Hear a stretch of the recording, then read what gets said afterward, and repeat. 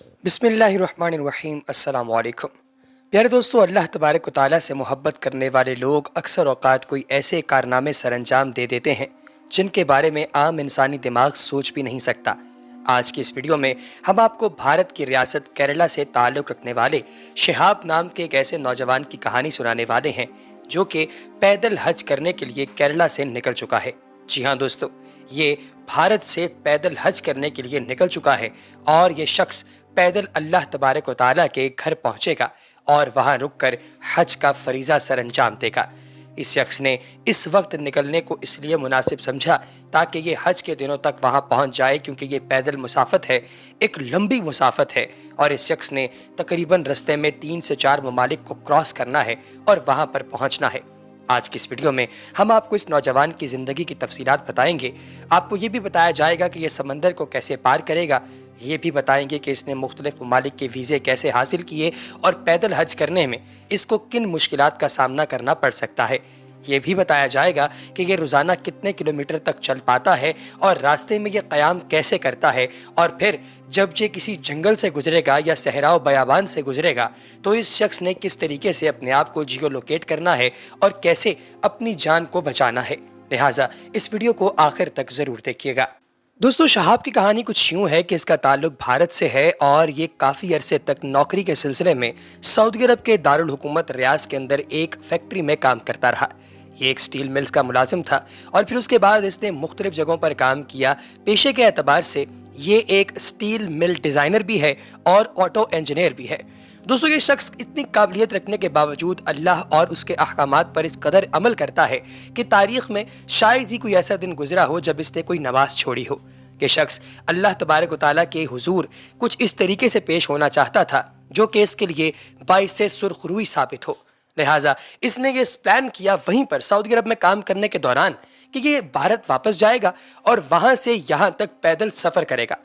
दोस्तों, इसने जब ये प्लान किया तो पहले तो इसने सऊदी अरब की मिनिस्ट्रीज़ के साथ ताल्लुक़ कायम किया, वहाँ पर मौजूद लोगों के साथ राब्ता किया और अपने तमाम प्लान के मुतालिक उन सबको आगाह किया और पूछा कि इस ज़मन में वो इसकी क्या मदद कर सकते हैं। हर एक ने अपने अपने तौर पर इसे बताया कि इसे किस किस प्रोसेस से गुजरना है।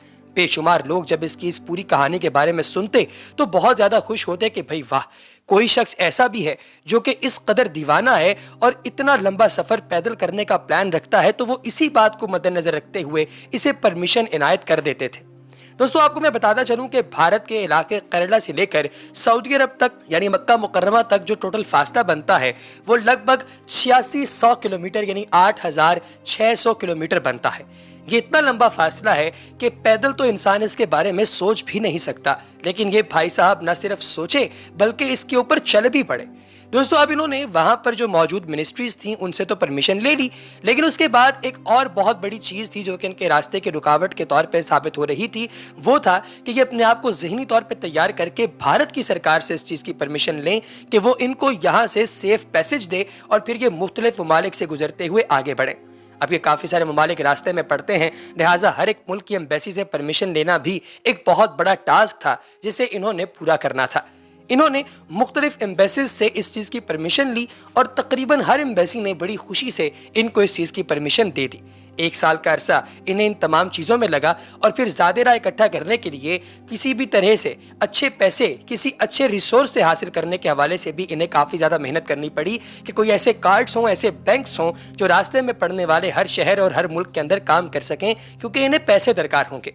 वो सारा काम भी इनका हो गया और इन्होंने फिर सक्सेसफुली इस सफ़र का आगाज किया। अब दोस्तों, शहाब रोज़ाना की बुनियाद पर 25 किलोमीटर का सफ़र तय करते हैं, यानी वो चलते हैं 25 किलोमीटर सफ़र तय करते हैं।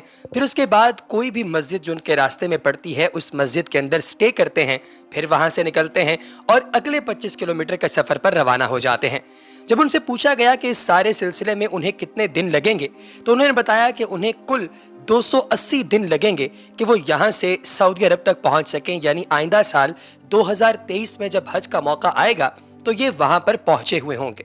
और फिर इनसे ये भी पूछा गया कि आप मस्जिद में क्यों क़याम करते हैं, किसी होटल में या फिर अपना टेंट लेकर क़याम क्यों नहीं करते। तो उन्होंने कहा कि अल्लाह के रास्ते में जा रहा हूँ और जहाँ जहाँ अल्लाह का घर है वहाँ पर मैं मेहमान नवाजी के लिए रुक जाता हूँ।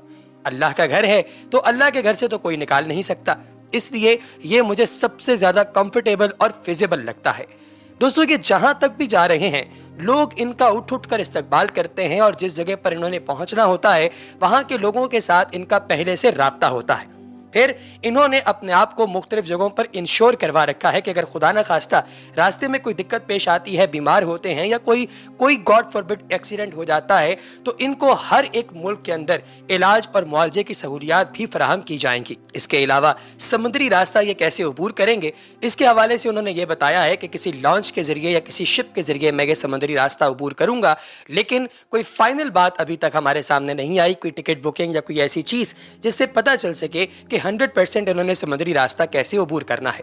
اس کے علاوہ جب ان سے یہ پوچھا گیا کہ ٹینٹ وغیرہ جو آپ ابھی نہیں لے رہے وہ کب لیں گے، تو انہوں نے بتایا کہ جیسے ہی آبادی کے علاقے ختم ہوں گے اور ریگستان، پہاڑ یہ سب شروع ہوں گے تو وہاں پر میں ٹینٹ خرید لوں گا، کیونکہ وہاں پر پھر مجھے ٹینٹ کی ضرورت پڑے گی۔ اور اس کے علاوہ یہ ایک ایسی شخصیت ہے جو کہ 21ویں صدی میں پہلا مسلمان ثابت ہو رہا ہے جو کہ بھارت سے لے کر مکہ مکرمہ تک بالکل پیدل جائے گا۔ دوستو شہاب کے بارے میں ایک اور مزے کی بات یہ ہے کہ یہ کہنا چاہ رہے تھے کہ جب میں چھوٹا تھا تبھی سے میں پلان کر رہا تھا کہ میں ایک دن پیدل حج کرنے جاؤں گا، کیونکہ ہم سے 2 پیڑھیاں پیچھے جائیں تو پتہ چلتا ہے کہ وہ لوگ پیدل ہی حج اور عمرہ کرتے تھے۔ جب وہ واپس آتے تھے تو پتہ چلتا تھا کہ وہ زندہ ہیں، کیونکہ جب وہ یہاں سے نکلتے تھے تو وہ سب کے ساتھ مل کر ملاقات کر کے نکلتے تھے کہ بھائی ہم جا رہے ہیں، رابطہ نہیں ہو پائے گا، اللہ کے سپرد، اگر زندہ رہے تو واپس آئیں گے، نہ رہے تو ہمیں بخشیے گا۔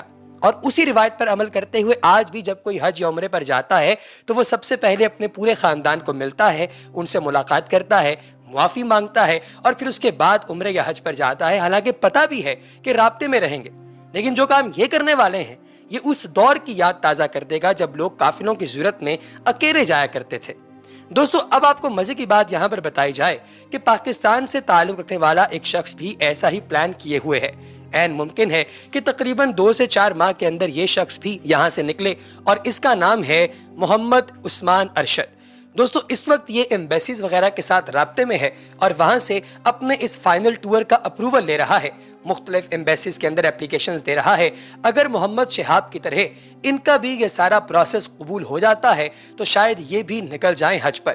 جو حالات اس وقت چل رہے ہیں عین ممکن ہے کہ انہیں اپروول مل جائے، لیکن اپروول ابھی ملا ہے یا نہیں اس پر ہم ایک اور ویڈیو الگ سے بنائیں گے، اور اس پر آپ لوگوں کی رائے بھی ضرور طلب کی جائے گی۔